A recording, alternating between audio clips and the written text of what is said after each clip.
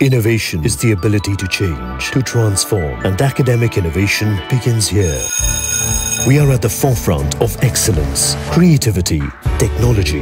We create leaders that pursue their vision with a passion that knows no bounds, leaders that enthrall. Creating the future is one decision away. Are you ready to transform? Are you ready to transcend even the furthest of horizons? Where is your horizon? We are Todar. चैतन्य प्रेरित हिरकणी संघ सिन्नर संस्थेमार्फत शिवकन्या विभाग Nashik road स्वयंसहायता महिला बचत गटाचा हळदी कुंकवाचा कार्यक्रम सिद्धी हॅपीनेस क्लब थोरात फार्म जय भवानी रोड येथे मोठ्या उत्साहात पार पडला। यामध्ये अनेक बचत गटांनी सहभाग घेतला होता। सावित्रीबाई फुले महिला बचत गट, संत सावतामाळी महिला बचत गट, नरेंद्र छाया महिला बचत गट, नारी शक्ती महिला बचत गट, गजानन कृपा महिला बचत गट, साई श्रद्धा महिला बचत गट इत्यादी बचत गटांनी महिलांनी सहभाग नोंदवला।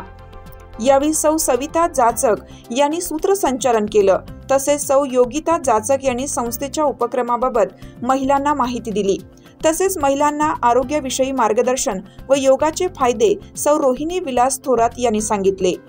यात महिलांनी विविध प्रकारचे मनोरंजक कार्यक्रम सादर केले।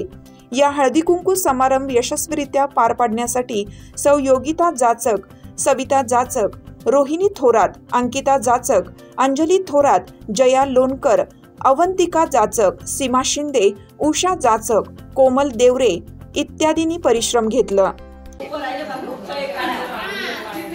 चला चला पटपट चला।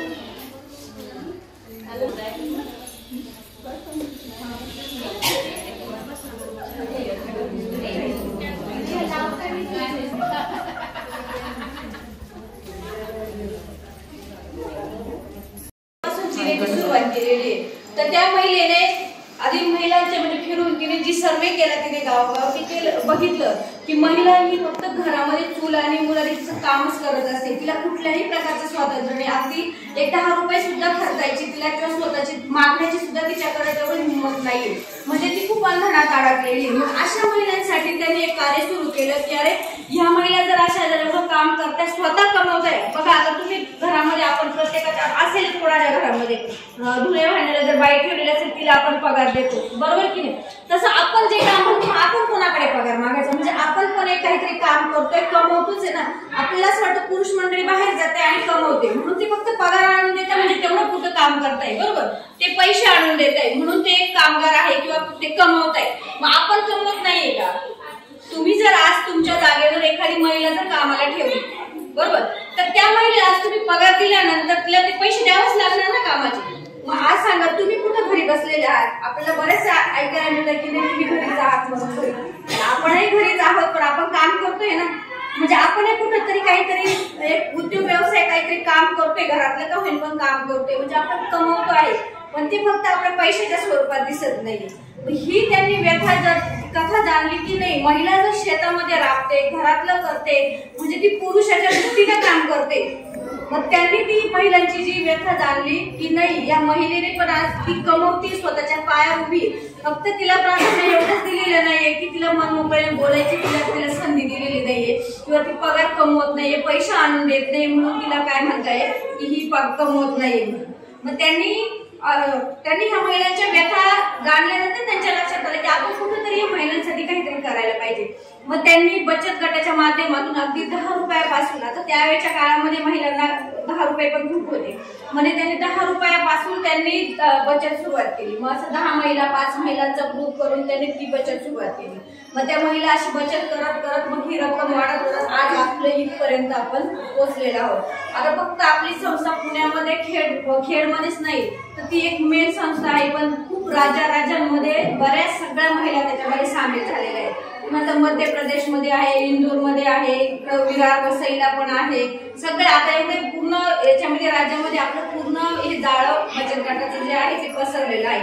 ते फक्त एका महिलेने तर तिनेच महिलांची व्यथा जाणून तिने हे व्यासपीठ उभं केलेलं आहे आणि तिनेच हे सगळं बचत गट सुरू केलेलं आहे. मग एका माध्यमातून तिने मोठं आज कोटीचा करोडाचा व्यवसाय हा आपला उद्योग होतोय. कोटीचा व्यवसाय होतोय. त्याच्यामधून फक्त ही बचतच होत नाही. आपण असं म्हणतो की फक्त पैसे जमा करणं, बँकेत भरणं, संघात भरणं हीच फक्त बचत नाही. त्या माध्यमातून जर आपण घरातून ती महिलाला जर पैसे त्याच्यामध्ये आपण सकाळी काय केलं पाहिजे, योगा केला पाहिजे, भरपूर असं पण आपल्या महिलांना वेळच नसतो. तर याच्याविषयी आपल्या रोहिणी ताई आपल्याला योगाविषयी मार्गदर्शन करणार आहे. माझं नाव रोहिणी विलास खुराड. मी एक योग शिक्षक आहे आणि गेल्या 4-6 महिन्यापासून योगा क्लासेस वगैरे घेते. आजकाल आपलं काय झालेलं आहे, धकाधकीच्या जीवनात आपण फक्त घरातल्यांचं, मुलांचं, सगळ्यांचं करण्यात स्वतःला इतकं बिझी करून घेतलेलं आहे की असं म्हणतो टाईम नाही स्वतःसाठी करत, पण काही काढावा लागतो. आपण आता इथे जसं जमलोय का घेत नाही. आपण कुणासाठी म्हटलं ना, आपण घरच्यांसाठी म्हटलं हे करून सगळं करायला तयार होतो, पण स्वतःसाठी म्हटलं तर आपण एक पाऊल मागेच राहत नाही. पण आजकाल असे झाले, आपली जीवनशैलीच अशी झाली आहे सगळी, तर त्यात आपल्याला योगा, व्यायाम आणि महत्वाचं म्हणजे मेडिटेशन हे खूप गरजेचं झालेलं आहे. खूप सगळीकडे प्रत्येकाच्या घरात काही ना काही स्ट्रेस आहे. बाहेरच्या जे बाहेर जाऊन काम करतात त्यांनाही खूप म्हणजे बर्डन आहे सगळ्याच गोष्टींचे. त्यामध्ये काय होतं, आपण स्वतःच्या शरीराकडे लक्ष देत नाही. त्याचा आपल्या शरीरावर परिणाम होतोच आहे, पण त्यासोबतच आपण मनावर पण खूप परिणाम होतोय.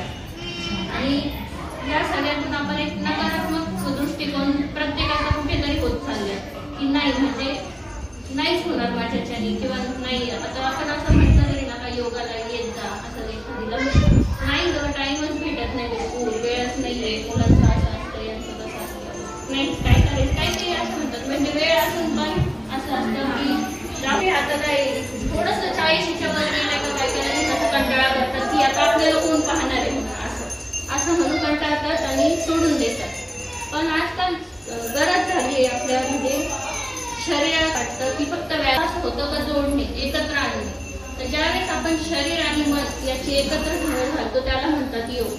तर आपण योगाने फक्त म्हणजे व्यायाम करून शरीर सुदृढ करू शकतो, त्यात ते शंकाच नाही. पण त्याचबरोबर आपलं मन आहे ना, ते सकारात्मक दृष्टिकोनातून आपण तयार करू शकतो. आपण कुठलेही कितीही संकटात असलो, किती प्रॉब्लेम आले, स्ट्रेस आले, तरी आपण जेव्हा योगामध्ये येतो ना, तर प्रत्येक गोष्टीकडे आपण पॉझिटिव्हली बघायला लागतो. योगाचा हा एक खूप महत्वाचा फायदा आहे. ज्यावेळेस आपण स्वतःकडे बघायला लागतो ना, तर आपण बाहेरच्यांसाठी तर करतोच आपण, पण मग स्वतःसाठी करून पण बाहेरच्यांसाठी करण्याची आपल्याला उत्साह येतो. आपण आतून एकदम पॉझिटिव्ह बनत जातो. तर असं पण घरात घरगुती आपले क्लास घ्यायचं तेवढं बघ, पण मुलं लहान आहे, माझी पण मुली दोघी लहान आहे, त्याच्यामुळे आणि जॉईंट फॅमिली तर कशाला उगीच हे. पण शेवटी सपोर्ट पण गरजेचा असतो. तसं माझ्या घरातल्यांचा मला खूप सपोर्ट आहे आणि हे सगळं जे आहे ते त्यांच्यामुळे आज आम्ही ते तयार केलंय.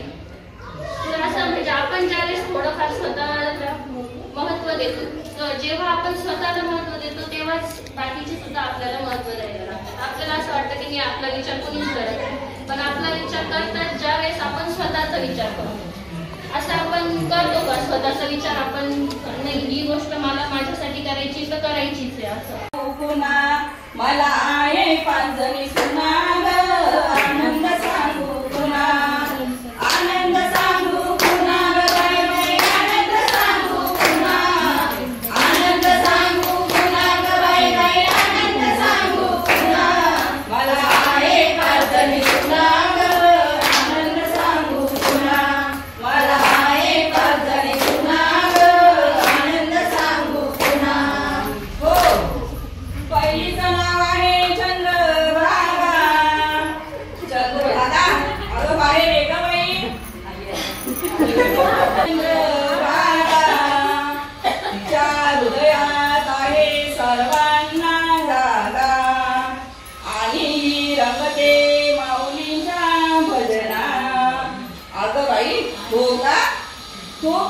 बाई मला हे पालघरी सुना ग आनंद सांगू पुन्हा मला हे पालघरी सुना ग आनंद सांगू पुन्हा आनंद सांगू पुन्हा ग बाई बाई आनंद सांगू पुन्हा आनंद सांगा ग बाई बाई आनंद सांगू पुन्हा मला हे पालघरी सुना ग आनंद सांगू पुन्हा मला हे पालघरी सुना ग आनंद सांगू पुन्हा दुसरीचे नाव आहे सरस्वती अगं सरस्वती इकडे ग बाई दुसरीचं नाव आहे सरस्वती घरातील मुलांचा अभ्यास घेती शाळेत एक नंबर आणती आणि ती सर्व कुटुंबाच्या खस्ता खाती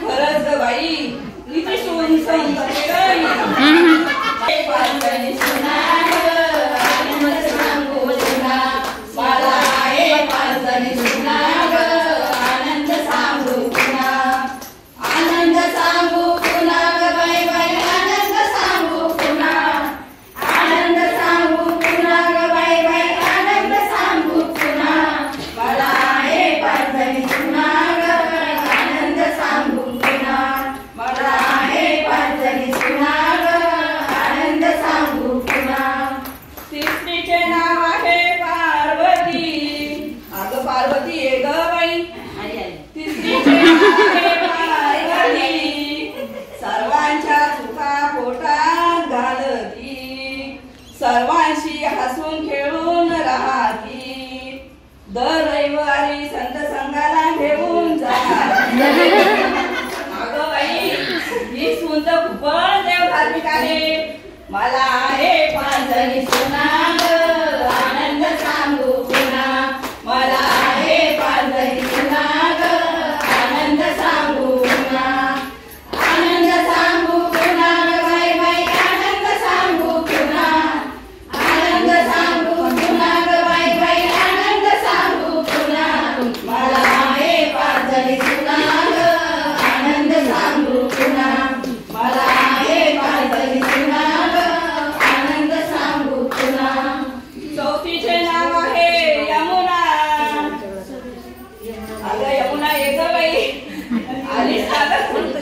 चौथीचे नाव आहे यमुना घरात येणारा जाणारा ओळखीला पाहुणा आणि घरातून कोणाला उपाशी जाऊन देईना अगं बाई ही तर खरंच अन्नपूर्णा आहे हो मला हे पालघरी सुना ग आनंद सांगू पुन्हा मला हे पालघरी सुना ग आनंद सांगू पुन्हा आनंद सांगू पुन्हा बाई बाई आनंद सांगू पुन्हा KVR न्यूज 24 तास संचालक विलास थोरात।